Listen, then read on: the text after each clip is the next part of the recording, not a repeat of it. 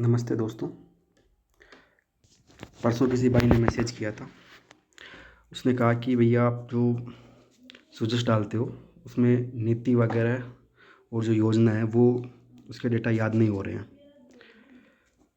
तो मैंने प्रयास किया है कि अब जब भी कोई नीति या फिर योजना आएगी तो हम ऐसा सोच रहे हैं कि उसके नोट्स बना के, अलग से नोट्स बना के मैं वीडियो के द्वारा आपको उसको याद करने का तरीका बता दूं। अगर ये वीडियो अगर आपको अच्छा लगे, अगर आपको लगे कि इसे कंटिन्यू किया जाना चाहिए तो कमेंट बॉक्स में यस लिखना। और हम देखेंगे कि नीति से किस तरह के सवाल जो है वो पूछे जाते हैं। तो इस तरह से अगर हम कंटिन्यू रखेंगे, अगर आपको अच्छा लगे तो अब इसको कंटिन्यू रखेंगे, अदरवाइज़ जो है वो हम लास्ट में जो करवाने के लिए बोला है तो उसके हिसाब से जो है वो वैसे भी करवाएंगे वो तो, लेकिन वो एक साथ करवाएंगे, उसमें इसमें ज़्यादा ध्यान नहीं दिया जा सकता। और अभी अगर करवाते हैं तो इसमें प्रॉपर याद करवा सकते हैं कि किस तरह से जो है वो फैक्ट को याद करना है। तो देखते हैं, स्टार्ट करते हैं राजस्थान औद्योगिक प्रोत्साहन नीति के बारे में। सॉरी, राजस्थान औद्योगिक पार्क प्रोत्साहन नीति 2026। हाल ही के अंदर 25 फरवरी 2026 को राजस्थान मंत्रिमंडल ने एक नीति को अनुमोदन किया है। उसका नाम क्या है? राजस्थान औद्योगिक पार्क प्रोत्साहन नीति। अब तारीख आपको याद रखनी है क्या? बिल्कुल, ये तारीख आपको याद रखनी है। तारीख कैसे याद रखनी है? तो ये ध्यान रखना, पार्क और प्रोत्साहन, औद्योगिक पार्कों को प्रोत्साहन देना है तो ये पी से पार्क, पी से प्रोत्साहन, पी से 25 और पी से फरवरी आप याद रख सकते हो। तो औद्योगिक पार्क प्रोत्साहन नीति 25 फरवरी 2026 को जो है वो राजस्थान सरकार के द्वारा लाई गई। अब 4 मॉडल है, वो क्या है तो हम देखते हैं कि औद्योगिक पार्क वगैरह क्या होता है। पहले आप यहाँ आइए, अब देखिए कि औद्योगिक पार्क जो है वो क्या होता है। औद्योगिक पार्क एक ऐसा स्थान होता है जहाँ पर अगर उद्योग स्थापित किया जाए तो सरकार के द्वारा प्रोत्साहन दिया जाता है, या फिर उस सरकार के द्वारा सब्सिडी वगैरह, अनुदान वगैरह दिया जाता है। विशेष रूप से जो है विशेष सुविधाएं वहाँ पर उपलब्ध होती है। उस स्थान को जो है उद्योगों की स्थापना के लिए विशेष सुविधाएं जहाँ पर उपलब्ध होती है उस स्थान को औद्योगिक पार्क जो है वो कहते हैं। और उसी औद्योगिक पार्क की स्थापना, अगर औद्योगिक पार्क की स्थापना होगी तो क्या होगा? उद्योगों की स्थापना को बल मिलेगा। उद्योगों की स्थापना को बल मिलेगा तो फिर क्या होगा? औद्योगिक गतिविधियां जो है वो बढ़ेगी। उद्योगों की स्थापना अधिक होगी, औद्योगिक गतिविधियां बढ़ेगी, लोगों को रोजगार मिलेगा तो बेरोजगारी में कमी आएगी, गरीबी में कमी आएगी, राजस्थान में निवेश जो है वो बढ़ेगा। तो इस तरह से गवर्नमेंट जो है वो औद्योगिक पार्क की स्थापना को प्रोत्साहन दे रही है। औद्योगिक पार्क की अगर स्थापना करनी है तो उसके अंदर 3 व्यक्ति जो है वो भागीदार हो सकते हैं। एक इसमें हो सकती है गवर्नमेंट, एक इसके अंदर हो सकता है रिको, और एक जो औद्योगिक पार्क को विकासकर्ता के लिए कोई निजी व्यक्ति या कोई कंपनी वगैरह है, वो उसको हम विकासकर्ता जो है यहाँ बोल देते हैं। तो 3 व्यक्ति कौन कौन, 3 भागीदार कौन कौन हो गए?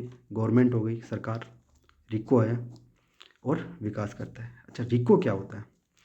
रिको राजस्थान में उद्योगों का जो औद्योगिक जो जितने भी उद्योग हैं उन औद्योगिक क्षेत्रों को नियामक संस्था है। एक राजस्थान की सबसे बड़ी औद्योगिक विनियामक संस्था जो है वो रिको है। ज़्यादातर पार्क जो है वो रिको के अंडर में ही आते हैं। तो इसीलिए जो राजस्थान सरकार जो है, 3 भागीदार कौन कौन हो गई? राजस्थान सरकार, रिको और विकासकर्ता।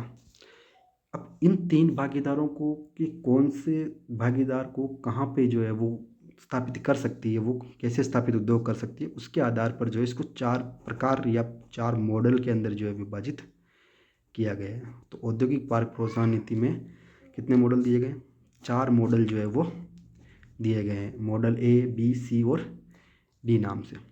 कौन सा मॉडल क्या कहता है? तो मॉडल ए कहता है कि जो भी आपको जो उद्योग स्थापित करने हैं उन उद्योगों के अंदर रिको के द्वारा जो है वो पूर्णतः विकास किया जाएगा। तो मॉडल ए में जो विकास कौन करेगा? रिको के द्वारा ही जो है संपूर्ण विकास रिको के द्वारा ही किया जाएगा। मॉडल बी कहता है कि औद्योगिक जो पार्कों का विकास है उसके अंदर आपको एक तो रिको और विकासकर्ता दोनों का साथ चाहिए। रिको और विकासकर्ता दोनों को साथ चाहिए। विकासकर्ता यहाँ 80% योगदान देगा और रिको का योगदान जो है यहाँ 20% जो है वो होगा। तो 80% विकास विकासकर्ता के द्वारा किया जाएगा और औद्योगिक पार्क का 20% विकास जो है बी मॉडल के तहत कौन करेगा? रिको करेगा। अच्छा, ए मॉडल में पूरा विकास कौन कर रहा है? ए मॉडल के तहत पूरा विकास रिको के द्वारा किया जा रहा है, जबकि बी मॉडल है, उस बी मॉडल में 20% विकास रिको करेगा और 80% जो है औद्योगिक पार्क का विकासकर्ता के द्वारा किया जाएगा। जबकि जो सी मॉडल है, सी मॉडल के अंदर संपूर्ण या पूरा जो विकास है वो विकासकर्ता के द्वारा किया जाना है। तो अब तक 3 मॉडल समझ में आए आपको कि 3 मॉडल क्या है? तो फर्स्ट मॉडल में जो विकास है, संपूर्ण विकास रिको के द्वारा। सेकंड मॉडल में रिको के द्वारा 20% और विकासकर्ता के द्वारा 80%। और जो तीसरा मॉडल है उसमें संपूर्ण विकास जो है वो विकासकर्ता के द्वारा किया जाना है। चौथा मॉडल और है मॉडल डी, और ये जो डी मॉडल है चौथा, उसके अंदर कहा है कि इसमें सरकार और निजी क्षेत्र दोनों की भागीदारी से आपको क्या करना है? विकास जो है वो करना है। तो इसको बोलते हैं PPP model, public private partnership model, यानी कि इसमें सरकार भी होगी और प्राइवेट यानी कि जो विकास करता है वो होंगे। तो एक बार 4 मॉडल समझ में आए आपको? एक बार वापस देखना, बहुत महत्वपूर्ण है, मॉडल पूछे जा सकते हैं कि कौन से मॉडल में क्या है। तो मॉडल ए संपूर्ण विकास रिको के द्वारा, मॉडल बी विकास रिको और विकासकर्ता दोनों के द्वारा किया जाएगा, मॉडल सी संपूर्ण विकास विकासकर्ता के द्वारा, और मॉडल डी के तहत जो औद्योगिक पार्कों का विकास है वो पब्लिक प्राइवेट पार्टनरशिप मॉडल के आधार पर जो है वो किया जाना है। तो ये आपको समझ में आए 4 मॉडल। अब देखते हैं कि अगर कोई आपको औद्योगिक पार्क की स्थापना करनी है तो उसके लिए कोई मिनिमम क्राइटेरिया होना चाहिए, या फिर ऐसे नहीं कि आपको कोई बोल दे कि मेरे 1 बीघा ज़मीन है, मैं वहाँ पर जो है वो मैं और मेरा दोस्त दोनों मिलकर जो है वहाँ पर औद्योगिक पार्क की स्थापना कर देंगे और मुझे जो है वो आप ये सुविधाएं जो उपलब्ध करवा दो। तो राजस्थान सरकार कहेगी कि नहीं, ऐसा नहीं होगा। उसके लिए आप एक मिनिमम क्राइटेरिया है, वो क्राइटेरिया जब आप फिलफिल करोगे उसके बाद में आपको जो है वो ये सुविधाएं दी जाएंगी। तो वो मिनिमम क्राइटेरिया औद्योगिक पार्क का दर्जा जो है वो, उसके लिए आपके पास मिनिमम क्राइटेरिया जो है वो कितना होना चाहिए। तो राजस्थान सरकार ने कहा है इस नीति के तहत कि जो भी आप औद्योगिक पार्क की स्थापना करो वो कम से कम 50 एकड़ में फैला हुआ होना चाहिए। कितने एकड़ में? तो कम से कम 50 एकड़ में वो औद्योगिक पार्क जो है वो फैला हुआ होना चाहिए। और साथ में जो औद्योगिक इकाइयाँ हैं वहाँ पर, वो 10 औद्योगिक इकाइयाँ कम से कम होनी चाहिए। तो न्यूनतम 10 औद्योगिक इकाई होनी चाहिए और कम से कम कितना एकड़? तो कम से कम 50 एकड़ जो है वो क्षेत्रफल में आपको औद्योगिक पार्क जो है वो फैला होना चाहिए, तभी उसको औद्योगिक पार्क का दर्जा जो है वो दिया जाएगा। ठीक है, तो इस तरह से हमने औद्योगिक पार्क का दर्जा। अच्छा, औद्योगिक पार्क का अगर आपको दर्जा लेना है तो आप किसके पास जाओगे? औद्योगिक पार्क का आप रिको के पास जाओगे, आप राजस्थान सरकार के पास जाओगे। इतने लोगों की तो पहुंच वहाँ तक होती नहीं है कि आप राजस्थान सरकार के पास जाओ, वहाँ पे आवेदन करो। तो राजस्थान सरकार ने कहा है कि उसके लिए आपको टेंशन लेने की ज़रूरत नहीं है। आपके लिए एक पोर्टल है जो राजस्थान में निवेश को प्रोत्साहन करने के लिए राजस्थान सरकार के द्वारा बनाया गया था, राजस्थान निवेश पोर्टल। और आप राजस्थान निवेश पोर्टल के माध्यम से क्या कर सकते हो? अपना पंजीकरण वगैरह जो है वो कर सकते हो। उसे राज निवेश पोर्टल जो है उसके रूप में जाना जाता है। तो राज निवेश पोर्टल के माध्यम से क्या कर सकते हो? आप अपना पंजीकरण कर दो। उसके बाद में जो भी सरकार के अधिकारी वगैरह हैं, जो भी उनको देखेंगे, आपके डॉक्यूमेंट्स को देखेंगे और उसके बाद क्या कर देंगे, वो उसको राज निवेश पोर्टल के माध्यम से ही अनुमोदन जो प्रदान कर दिया जाएगा। ठीक है, अनुमोदन भी मिल गया आपको, वो भी बता दिया कि कितने मिनिमम वो क्राइटेरिया है। अब राजस्थान सरकार कहती है कि औद्योगिक पार्क जब आपको स्थापना करनी है तो उसके लिए राजस्थान सरकार प्रोत्साहन देती है। हम औद्योगिक पार्क पढ़ ही रहे इसलिए रहे हैं कि राजस्थान सरकार उसके अंदर प्रोत्साहन देती है। तो वो प्रोत्साहन क्या देती है, तो वो देखते हैं कि प्रोत्साहन जो है वो क्या दे रही है। तो प्रोत्साहन के तहत राजस्थान सरकार जो है वो ये कहती है कि आपको जो भी आप विकास करता है, वो अगर औद्योगिक पार्क की स्थापना करता है, जो भी यहाँ पर अवसंरचना का विकास करना है। औद्योगिक पार्क में अवसंरचना क्या क्या चाहिए? तो औद्योगिक पार्क में आपको बिजली की आवश्यकता होती है। औद्योगिक पार्क में आपको, क्योंकि अब 150 एकड़ मिनिमम होना चाहिए, तो 100-200 एकड़ का अगर औद्योगिक पार्क है तो उसके लिए बीच में सड़कों का विकास करना है, बीच में अन्य सुविधाएं जो है वो पानी वगैरह इनकी सुविधाओं का विकास करना है। तो अगर इस तरह से आप अवसंरचना का विकास करते हो, तो जब आपकी अवसंरचना विकास होती है और जितने भी आपकी लागत आती है, उस लागत का आपको सरकार जो है वो 20% आपको राजस्थान सरकार दे देगी। तो राजस्थान सरकार ने क्या कहा है कि जो भी आप उद्योग स्थापित करते हो, उस उद्योग स्थापित करने सॉरी औद्योगिक पार्क जब आप स्थापित करते हो तो उसकी जो अवसंरचना के अंदर जो आपकी लागत आई है उसका 20% हम दे देंगे। तो 20% कौन दे देगा? तो ये 20% जो है वो ये आपके स्टेट गवर्नमेंट के द्वारा जो है वो दे दिया जाएगा। अच्छा, उन्होंने कहा कि 20% हम देंगे, लेकिन कब देंगे ये इसके लिए जो है वो एक क्राइटेरिया रखा है कि अलग अलग 20%, लेकिन अधिकतम राशि का एक क्राइटेरिया रखा है कि अधिकतम कितना देंगे। 20% तो देंगे, लेकिन अधिकतम कितना देंगे? तो वो है कि अगर आपको 100 एकड़ तक की अगर आपके पास भूमि है तो हम जो है आपको 20 करोड़ रुपए तक जो है वो दे देंगे। अगर आप 100 से लेकर 200 एकड़ भूमि पर अगर आप औद्योगिक पार्क की स्थापना करते हो तो हम आपको 30 करोड़ रुपए इसके तहत अवसंरचना विकास के लिए दे सकते हैं। 30 करोड़ तक हाईएस्ट जो आपको दे सकते हैं। और अगर आप 250 करोड़ से अधिक 250 करोड़ से सॉरी क्या बोलने आ रहा है 250 एकड़ से अधिक पर अगर आप औद्योगिक पार्क की स्थापना करते हो तो आपको 40% क्या मिल जाएगा? जो सरकार के द्वारा पूंजीगत अनुदान जो है वो मिल जाता है। इसके बाद सरकार ने कहा कि औद्योगिक पार्क जब उद्योग होते हैं, उद्योगों के अंदर जो है प्रदूषण बहुत ज़्यादा हो रहा है। उद्योगों की वजह से बहुत ज़्यादा प्रदूषण जो है वो फैलता है। इसकी वजह से कि अब औद्योगिक पार्क ऐसे बनाए जाए जो प्रदूषण को क्या करे, कम करे। तो उसके लिए क्या किया है, राजस्थान सरकार ने कहा है कि जो भी प्रदूषण को कम करना है तो प्रदूषण को कमी औद्योगिक पार्क स्थापना होनी चाहिए। ऐसे औद्योगिक पार्क की स्थापना हो जो क्या करे, प्रदूषण कम करो। तो प्रदूषण कम करने के लिए क्या किया जाए उद्योगों के अंदर?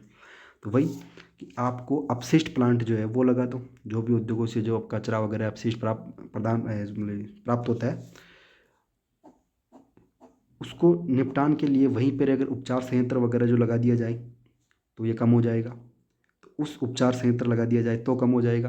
या फिर आप नवीकरणीय ऊर्जा वगैरह को जो बढ़ावा दे दो तो उसकी वजह से प्रदूषण में क्या आ जाती है, कमी आ जाएगी। तो सरकार चाहती है कि औद्योगिक पार्कों के तहत जो भी स्थापित हो उसके अंदर प्रदूषण में क्या हुई, औद्योगिक प्रदूषण में कमी आई। तो उसके लिए जो है राजस्थान सरकार हरित विकास को जो है वो बढ़ावा दे रही है। और राजस्थान सरकार ने कहा है कि जो भी आपके सामान्य अपशिष्ट उपचार संयंत्र लगाएगा, औद्योगिक पार्कों के अंदर जो सामान्य अपशिष्ट उपचार संयंत्र लगाएगा उसका 50% जो है वो राजस्थान सरकार लागत का दे देगी। जैसे कि आपको अगर कोई सामान्य जो विकास करता है उसने 100 करोड़ की लागत से क्या बनाया, सामान्य अपशिष्ट उपचार संयंत्र बनाया।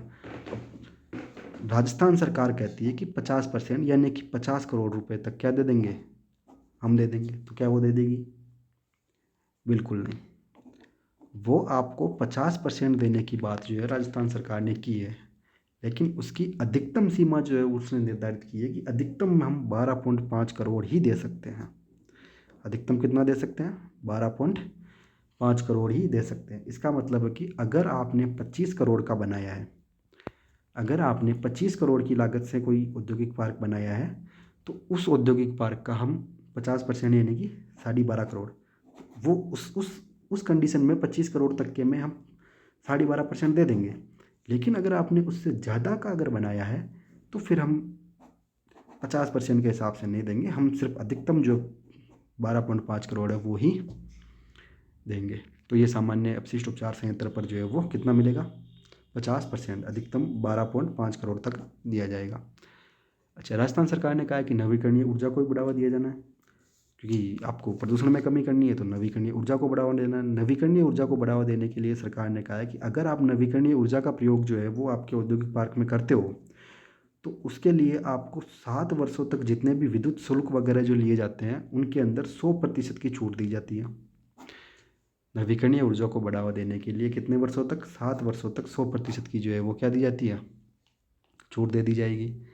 अच्छा, इसके लिए कि कागज पांदड़ा बनावा में भी तो दिक्कत हो जाए, तो उसके लिए कहीं करिए कि कागज पांदड़ा बनावा में जो दिक्कत आ रही है उसके लिए कि सरकार आपको उसके लिए भी आपको छूट जो है वो दे दी जाएगी। और उसके लिए जो है वो जो भी कागज पांदड़ा छावो जानकी आपके स्टाम्प शुल्क हो गयो या फिर आपका कोई और शुल्क हो गया तो वहाँ के अंदर आपको जो है 25% की छूट जो है राजस्थान सरकार के द्वारा मिल जाती है। उसके लिए इसके अलावा जो है वो आपको सड़कों का निर्माण करना है। जो औद्योगिक पार्क में हमने पढ़ा ना, अवसंरचना के लिए बिजली चाहिए, सड़क चाहिए आपको, और भी कोई चीज़, और भी कोई अवसंरचना जो है वो उसका विकास करना है। तो सड़कों के विकास के लिए क्या कहा है, तो सड़कों के विकास के लिए जो है वो राजस्थान सरकार ने कहा है कि अगर आप औद्योगिक पार्कों के अंदर सड़कों का विकास करते हो तो 60% जो लागत आती है वो तो हम राजस्थान सरकार जो है वो उपलब्ध करवा देगी, वो उसका खर्चा उठाएगी। 40% खर्चा जो है वो विकासकर्ता को देना होगा।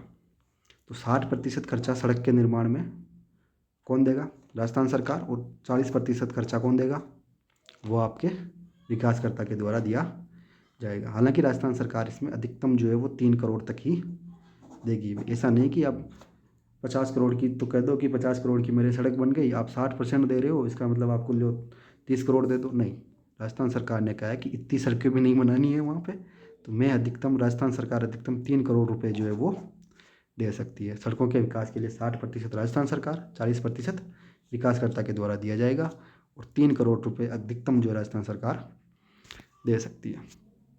तो अब आइए ऊपर, अब देखते हैं कि वो नीति आपको समझ में आई है या नहीं आई है। तो हाँ, राजस्थान सरकार औद्योगिक पार्क प्रोत्साहन नीति, हमने देखा कि पैसे प्रोत्साहन, पैसे पार्क, पैसे 25 और पैसे फरवरी। तो 25 फरवरी 2026 को जो है इसका मंत्रिमंडल के द्वारा अनुमोदन हो गया। औद्योगिक पार्कों के विकास के कितने 4 मॉडल है, वो 4 मॉडल, मॉडल ए, मॉडल बी, मॉडल सी और मॉडल डी। ए के तहत पूर्णतः रिको द्वारा आवंटित भूमि पर विकास किया जाएगा, ठीक है। मॉडल जो बी है उसमें औद्योगिक पार्कों के लिए 80% भूमि विकासकर्ता द्वारा, और शेष जो 20% भूमि है वो रिको के द्वारा निर्धारित दर पर उपलब्ध होगी। हमने देखा ही था। मॉडल सी के अंदर हमने देखा था सारी भूमि विकासकर्ता के द्वारा दी जाएगी। और मॉडल डी, इसके अंदर पीपीपी मॉडल पर होगा, जो पब्लिक प्राइवेट पार्टनरशिप मॉडल है उसके आधार पर होगी। इसके बाद में हमने देखा था कि जो मिनिमम जो क्राइटेरिया है वो कितना है, तो कम से कम 50 एकड़ क्षेत्रफल होना चाहिए, और न्यूनतम 10 औद्योगिक इकाइयों की स्थापना जो है वो अनिवार्य होगी।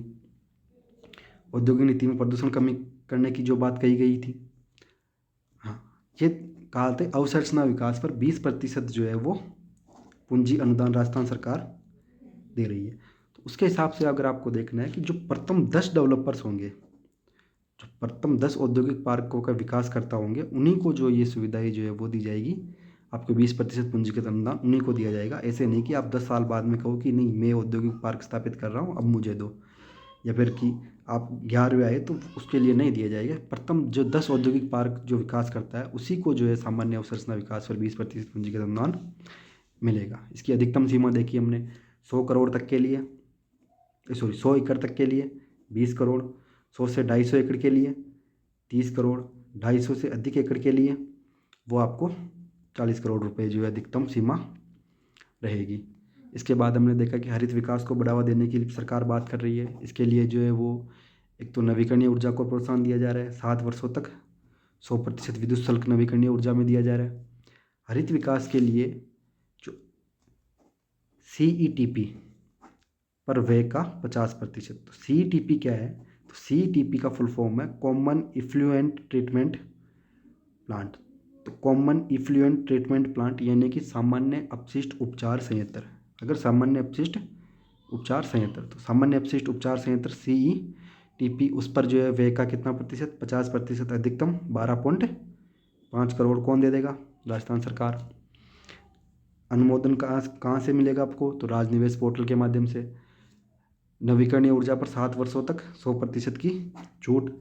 अच्छा, हमने देखा कागज पांदड़ा के अंदर 25% छूट, तो वो कागज पांदड़े क्या क्या है, तो वो है आपको स्टाम्प शुल्क और कन्वर्जन शुल्क। तो अगर आप औद्योगिक कृषि भूमि का, अगर आप औद्योगिक भूमि के लिए जो यूज के लिए जो भूमि लैंड कन्वर्जन जो करवाना पड़ता है उसके जो शुल्क लगता है उसमें, या फिर स्टाम्प शुल्क होता है उसके अंदर 25% की छूट जो है वो दे दी जाएगी। हमने देखा, अच्छा एक और फैक्ट है यहाँ पे रह गया, plug and play office complex और जो कॉमन यूटिलिटी सेंटर है उसके लिए जो है रिप्स 2024 के जो है वो तहत प्रोत्साहन दिया जाएगा। अच्छा, प्लग एंड प्ले ऑफिस क्या होता है, तो ऐसा ऑफिस जब आपने, अच्छा प्लग का नाम सुना है आपने, तो प्लग क्या होता है? तो प्लग बिजली के जो बोर्ड होता है उसके अंदर जो वो लगाने का होता है ना, पिन लगाने के लिए, उसको बोलते हैं प्लग। तो प्लग एंड प्ले, जैसे ही आपने प्लग में वो लगाया वो स्टार्ट हो जाए, तो ऐसा ऐसा ऑफिस जो औद्योगिक पार्क में, ऐसे ऑफिस जो स्थापित होते ही जो क्या करना स्टार्ट कर दे, काम करना जो है वो स्टार्ट कर दे, उन्हें बोलते हैं प्लग एंड प्ले ऑफिस। तो ऐसा जो कोई कॉम्प्लेक्स बनाता है या फिर जो कॉमन यूटिलिटी सेंटर बनाता है, एक ही उपयोगिता हो और अलग अलग औद्योगिक इकाइयों को जो है वो उसका लाभ मिल सके, इसके लिए जो कॉमन यूटिलिटी सेंटर होते हैं उसके लिए उन सेंटर्स को जो है वो रिप्स 2024, रिप्स क्या है, राजस्थान में इन्वेस्टमेंट को जो प्रमोशन करने के लिए एक नीति लाई गई थी 2024 के अंदर, जो राजस्थान में निवेश को प्रोत्साहन जो है वो करती है, उसी रिप्स 2024 जो है वो नाम से जाना जाता है। तो उसके तहत जो है वो इन्हें प्रोत्साहन को आपके कॉमन यूटिलिटी सेंटर और प्लग एंड प्ले ऑफिस को दिया जाएगा। इसके बाद में हमने देखी थी सड़क और संपर्क मार्ग का निर्माण करना है तो 40% कौन देगा? 40% विकासकर्ता और 60% राज्य सरकार के द्वारा दिया जाएगा। राज्य सरकार अपने 60% में से अधिकतम अंशदान कितना होगा? 3 करोड़ रुपए का जो है वो रखा जाएगा। अब हम देखते हैं कि इसमें क्वेश्चन जो है वो किस तरह से जो पूछा जाएगा, या किस तरह से क्वेश्चन जो है पूछा जा सकता है। तो ये क्वेश्चन देखते हैं। राजस्थान औद्योगिक पार्क प्रोत्साहन नीति के संदर्भ में असत्य कथन का चयन कीजिए। इसमें औद्योगिक पार्क विकासकर्ता को सामान्य अवसंरचना विकास पर 20% पूंजीगत अनुदान जो है वो दिया जाएगा। ऑप्शन बी, औद्योगिक पार्कों की स्थापना के लिए कम से कम 100 एकड़ क्षेत्रफल तथा न्यूनतम 10 औद्योगिक इकाइयों की स्थापना अनिवार्य होगी। ऑप्शन सी, इस नीति के तहत हरित विकास को बढ़ावा दिया जाएगा। ऑप्शन डी, औद्योगिक पार्क का अनुमोदन राजनिवेश पोर्टल के माध्यम से होगा। तो ये इसका आंसर आपको जो है वो कमेंट बॉक्स में देना है। धन्यवाद।